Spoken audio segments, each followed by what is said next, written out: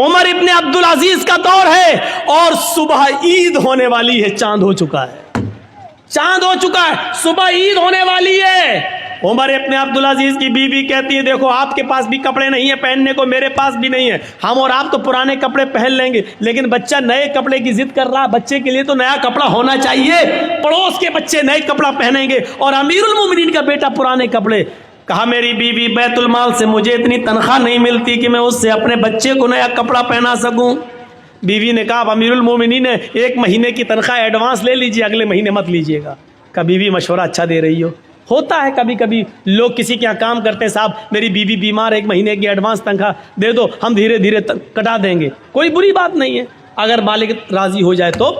عمر ابن عبد العزیز نے ایک لیٹر لکھا اور اپنے خادم سے کہا جاؤ بیت المال کے کیشیئر سے کہنا یہ لیٹر دے دینا، وہ تمہیں 1 مہینے کی تنخواہ ایڈوانس دے دے گا۔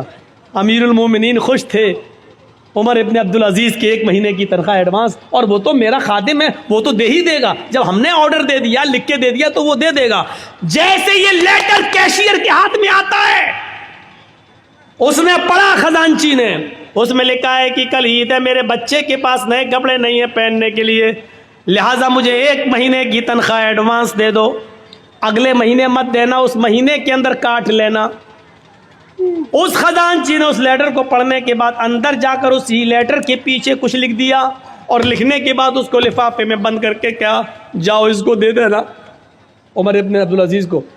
کہا انہوں نے 1 مہینے کی تنخواہ ایڈوانس منگائی، کہا میں نے اس کا جواب دے دیا ہے، اس کا جواب وہ پڑھ لیں گے، اس کے بعد آپ آنا، اگر اس کے باوجود وہ منگائیں گے تنخواہ مانگیں گے 1 مہینے کی تو میں دے دوں گا، میں نے اس میں کچھ سوال کیا ہے۔ خادم لفافہ لے کر عمر ابن عبد العزیز کے پاس پہنچتا ہے، عمر ابن عبد العزیز نے کہا کیا اس نے 1000 کیا اس نے 1 مہینے کی تنخواہ ایڈوانس نہیں دی؟ کا پتہ نہیں، اس لفافے میں کچھ رکھ دیا ہے۔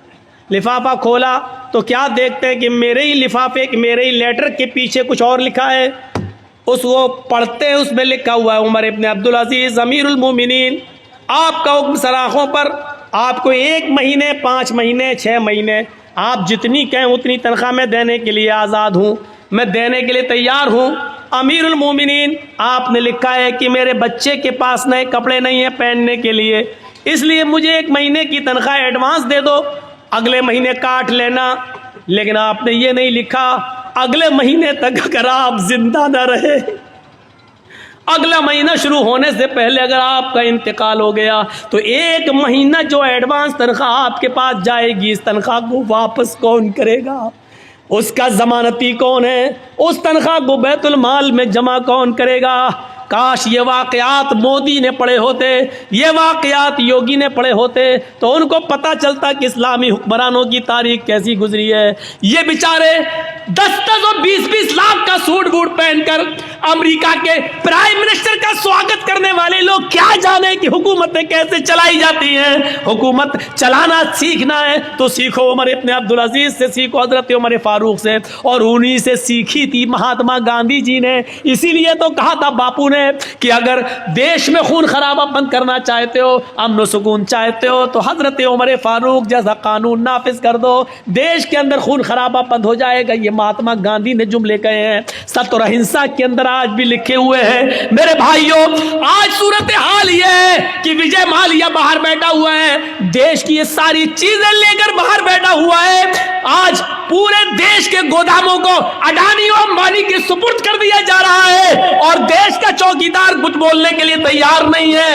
ہزاروں کروڑ کی افیم اور گانجا اور چرس بمبئی کے پورٹ پر سمندر کے اوپر پکڑی جا رہی ہے، لیکن میرے بھائیوں اس کے منگانے والے کو، اس کے مالک کے کو آج تک پوچھنے کے لیے بھی نہیں بلایا جا رہا ہے۔ آج اس طریقے سے حکومتیں چل رہی ہیں۔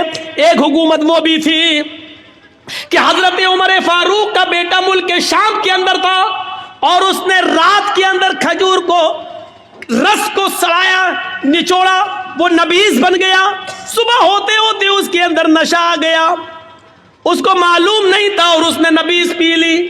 عمر فاروق کے بیٹے نے نبیذ پی لی، شراب کی ایک قسم ہے، اس کو معلوم نہیں تھا کہ یہ سڑ چکی ہے اور اس میں نشہ آ گیا ہے۔ جب وہ پی لیا تو اس میں نشہ آ گیا، ملک شام کے گورنر کو پتا چلا، تو حضرت عمر فاروق کے بیٹے کو بلایا اور 40 کوڑے لگوا دیے ملک شام کے اندر. لیکن مدینے میں جب عمر فاروق کو پتا چلا کہ میرا بیٹے نے شراب پی لی اور یہ بھی پتا چلا کہ 40 کوڑے لگ گئے، لیکن اس کے باوجود لیٹر لکھا عمر ابن عاص کو کہ میرے بیٹے کے لیے میں گھوڑا بھیج رہا ہوں اسپیشل، اس گھوڑے سے میرے بیٹے کو جلدی واپس مدینے بھیجا جائے. بیٹا خوش تھا کہ میرے ابو نے کوئی ارجنٹ کام کے لیے بلایا. جب عمر ابن عاص نے اس اسپیشل گھوڑے سے عمر فاروق کے بیٹے کو بھیجا، بیٹا جب آیا تو اس کو اس کی ماں سے نہیں ملنے دیا، کہا اس کو حراست میں لو. حراست میں لے لیا اپنے لخت جگر کو، اپنے بیٹے کو، اور اس کو کہا جلاد سے کہ کوڑے لگاؤ، 40 کوڑے اس کو میرے سامنے مارو. بیٹا کہتا ہے امیر المومنین، آئے ابو جان ایک جرم کی 2 بار سزا کیسے؟ 40 کوڑے کی سزا تو میں نے ملک شام میں کھا لی ہے، دھوکے سے نشے والی چیز پی لی، اس کے باوجود میں نے 40 کوڑے وہاں کھا لیے، پھر یہاں کیوں مارا جا رہا ہے؟ کہا پہلا جلاد 10 کوڑے مارے گا، اس کے بعد دوسرا مارے گا، کیونکہ 10 کے بعد وہ تھک جائے گا، پھر جتنی زور سے مار پڑنی چاہیے اتنی زور سے مار نہیں پڑے گی. 40 کوڑے دوسرے جلادوں سے پڑوایا. بیٹا کہتا رہا ابو جان ایک جرم کی ڈبل سزا، یہ بے انصافی ہے. حضرت عمر کہتے رہے بیٹے مجھے عمر ابن عاص پر بھروسہ نہیں ہے، کہ اللہ کی قسم انہوں نے کوڑے مارے لگوائے، ہاں میں جانتا ہوں کوڑے لگوائے، لیکن میرا دل کہتا ہے کہ عمر ابن عاص نے رعایت برتی ہوگی، جتنی زور سے کوڑے مارنا چاہیے اتنی زور سے نہیں پڑے ہوں گے، اس لیے کہ آپ امیر المومنین کے بیٹے ہیں، عمر فاروق کے بیٹے ہیں، یہ سوچ کر جلادوں نے ہلکے ہلکے کوڑے مارے ہوں گے. آج اصلی کوڑے اب پڑیں گے تمہارے اوپر. جب اپنوں کو سزا دینے کا رواج تھا تو جرائم بند تھے، جب اپنوں کو بچایا جاتا ہے تو جرائم کا انبار لگتا ہے اور جرائم پیدا ہوتے ہیں. سیکھو حکومت ایسے چلتی ہیں. آئے عمر ابن عبدالعزیز، آپ کو اگر 1 مہینے کی تنخواہ دے دوں ایڈوانس، اگلے مہینے اگر آپ زندہ نہیں رہے انتقال ہو گیا تو 1 مہینے کی یہ تنخواہ واپس کون کرے گا؟ حضرت عمر ابن عبدالعزیز رونے لگے اور اپنی بیوی سے کہنے لگے بیوی جس امیر المومنین کا کیشیئر اتنا زیادہ امانت دار ہو، اتنا زیادہ اللہ سے ڈرنے والا ہو کہ وہ اپنے امیر کو بھی اپنے حاکم کو بھی سوال کر رہا ہو، تو مجھے امید ہے کہ انشاءاللہ 1 درہم کی بے ایمانی نہیں ہوگی. میرا بچہ کل پرانے کپڑے ہی پہنے گا. 1 مہینے کی تنخواہ میں ایڈوانس نہیں لیں گے، کیونکہ ہمیں یہ معلوم نہیں ہے کہ اگلے مہینے ہم زندہ رہیں گے بھی یا نہیں رہیں گے. میرے بھائیوں، یہ واقعات ہمیں جھنجھوڑ دیتے ہیں، یہ واقعات ہمیں جھنجھوڑ دیتے ہیں اندر سے. وہ کون سا منظر تھا؟ یہی عمر ابن عبدالعزیز تھے جن کی بیوی حاملہ تھیں، پیٹ میں بچہ تھا، اور آپ جانتے ہیں ڈاکٹر کہتے ہیں کہ جس کے پیٹ میں بچہ ہو اس عورت کو کھاتے پیتے رہنا چاہیے، کیونکہ ماں جو کھائے گی وہی بچے کو بنے گا.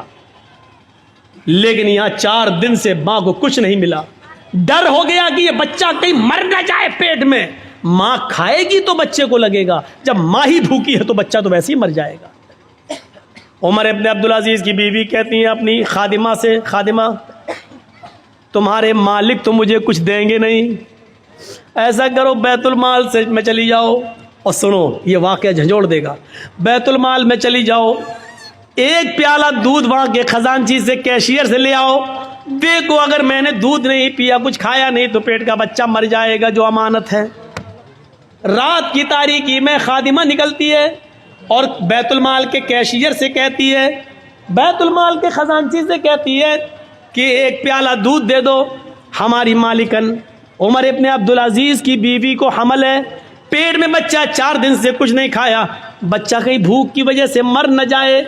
بچہ اگر مر گیا تو یہ بہت بڑی ذمہ داری ہوگی، 1 پیالہ دودھ دے دو. اس نے جلدی سے سنا عمر ابن عبدالعزیز کی بیوی ہیں اور پیٹ میں بچہ ہے اور 4 دن سے کچھ نہیں ملا، تو اس نے سوچا بچہ نہ مر جائے، جلدی سے 1 پیالہ دودھ دے دیا، جاؤ لے جاؤ. رات کا تقریباً یہی ٹائم ہوگا. 2:30 عمر ابن عبد العزیز اٹھ چکے تھے، کنویں کے پاس بیٹھ کر وضو بنا رہے تھے. انہوں نے دروازہ کھلتے ہوئے دیکھا. تھوڑی دیر کے بعد دیکھتے ہیں کہ ایک عورت ہماری خادمہ چادر میں کچھ چھپائے ہوئے چلی آ رہی ہے. عمر ابن عبد العزیز نے دیکھا کہ وہ میری بیوی کے کمرے میں چلی گئی. یہ پیچھے سے کمرے میں جاتے ہیں تو کہتے ہیں کہ تم کون؟ کہ میں آپ کی خادمہ. کیا دے رہی ہو میری بیوی کو؟ کیا دیکھتے ہیں کہ میری بیوی کے ہاتھ میں دودھ کا پیالہ ہے.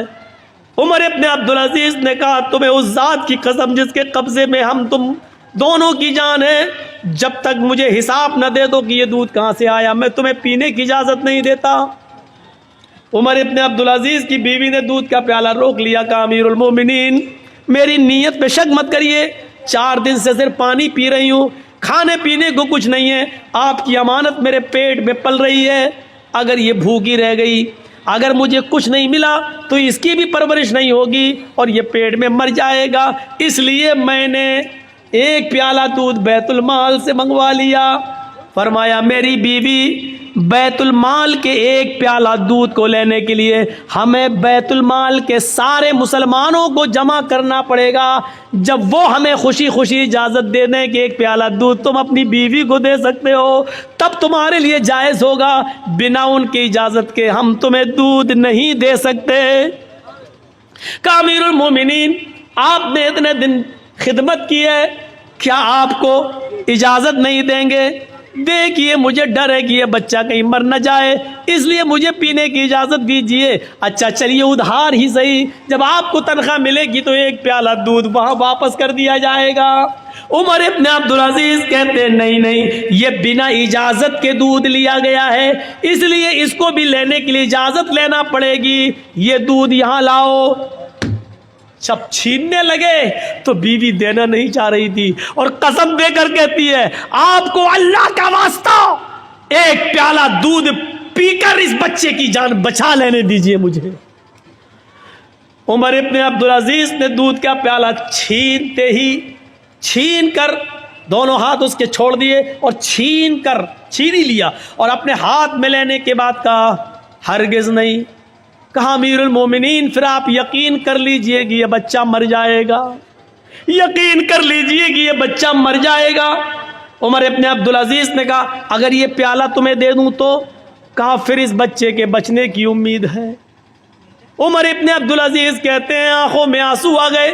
کہتے میری بیوی مسلمانوں کی امانت میں خیانت کر کے 1 پیالہ دودھ تمہیں دے کر پلا دیا جائے اور اس کو پی کر یہ بچہ زندہ ہے، یہ بچہ زندہ رہ سکتا ہے تو اپنے اس پیٹ کے بچے سے کہہ دو کہ مجھے تیری زندگی نہیں چاہیے. اپنے اس پیٹ کے بچے سے کہہ دو کہ مجھے تمہاری زندگی نہیں چاہیے. بیوی پیٹ میں بچہ مرتا ہے تو مر جائے، مجھے اس بچے کی موت گوارا ہے لیکن امانت میں خیانت گوارا نہیں ہے. 1 پیالہ دودھ کی بے ایمانی ہمیں قبول نہیں ہے. گئے اور بیت المال میں وہ دودھ جمع کر کے بیت المال کے کیشیئر کو نوکری سے ہٹا دیا کہ تم نے میری اجازت کے بغیر یہ دودھ کیسے دیا. ان واقعات کی روشنی میں ہم کیسے لگ رہے ہیں، اور ان واقعات کی روشنی میں ہم تو چھوڑو مودی اور یوگی کیسے لگ رہے ہیں. ان واقعات کی روشنی میں میرے بھائیو ہم سب تصور کریں